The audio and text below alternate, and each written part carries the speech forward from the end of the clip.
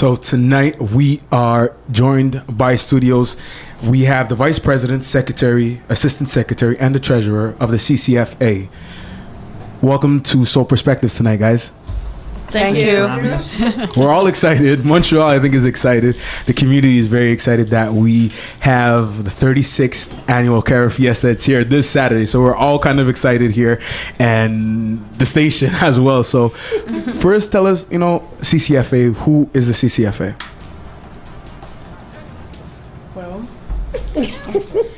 Well, it's the organization that runs the Cara Fiesta in the city. We're sort of like the promoters of the Cara Fiesta.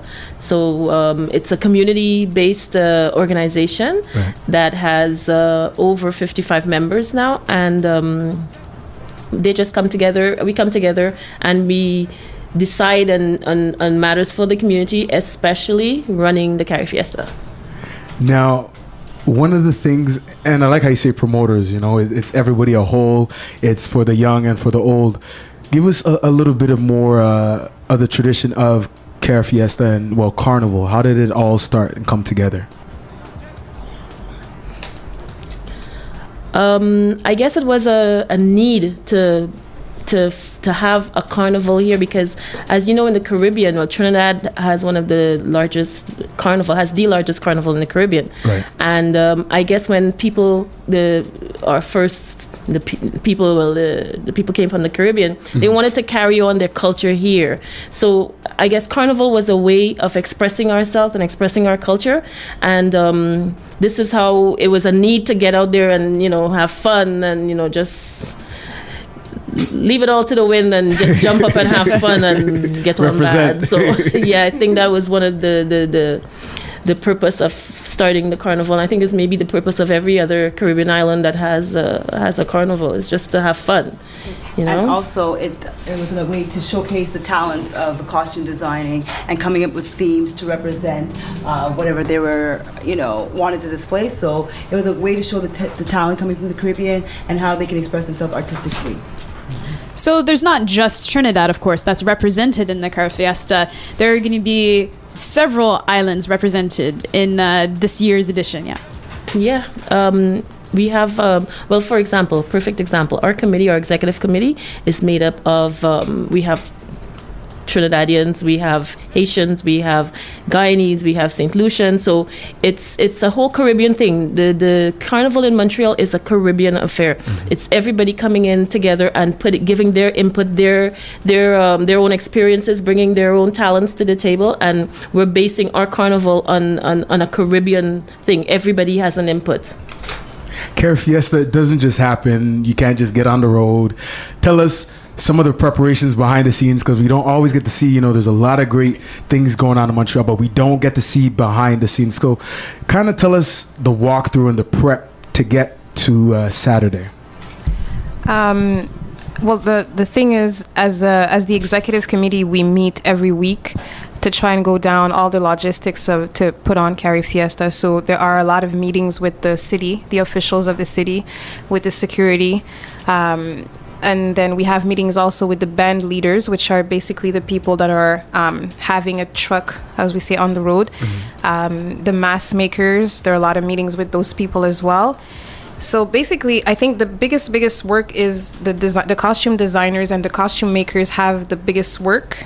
And normally, realistically, ideally, they would have a full year to do that.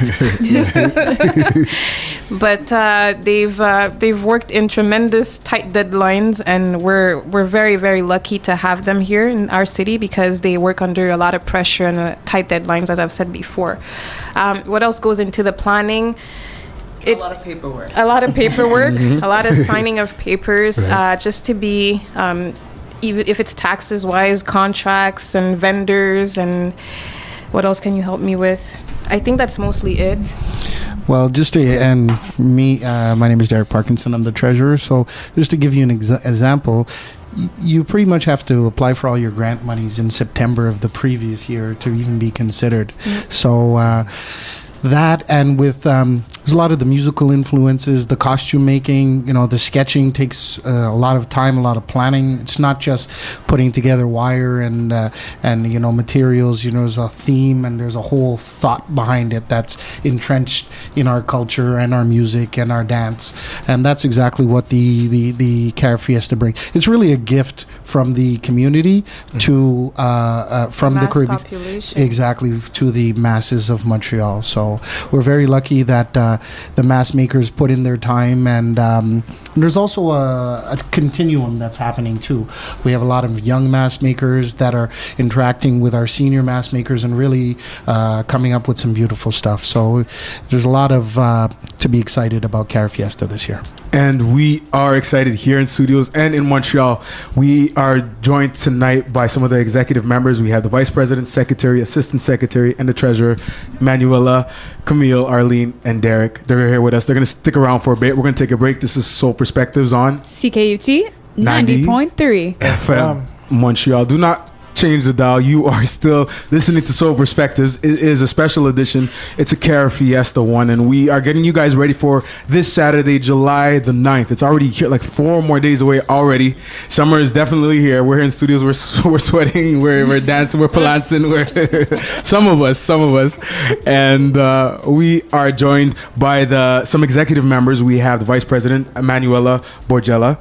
We have the Secretary, Camille Francois, Assistant Secretary, Arlene Wilson, and we have the Treasurer, Mr. Derek Parkinson. Now, while we were at break, we were talking a little bit about the different Caribbean islands, the things that are unique to each one. But this isn't about one specific island. The Cara Fiesta is about celebrating the Caribbean. And why is it to the Montreal community that this festival is special? Well, because I think, as we've said before, it's a way to display our culture. Each and every country or islands of the Caribbean have a chance to showcase, their talents and their music, their dances. So, it's that one day in the year where you're allowed to be out on the streets and just get on bad, Bad. So it has an educational value as well, not only as a chance for Montrealers who are Caribbean to do their thing, but also for people to learn about the Caribbean lifestyle and some of the things that just make the Caribbean special. So as an American who is not Caribbean, what is something that I could take away from this Cara Fiesta this year?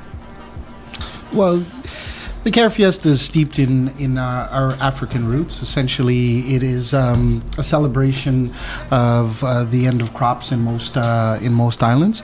So it's not really a Caribbean thing. It's a Montreal thing. There's a lot in the music, as you can see, even in the selection of music you've played.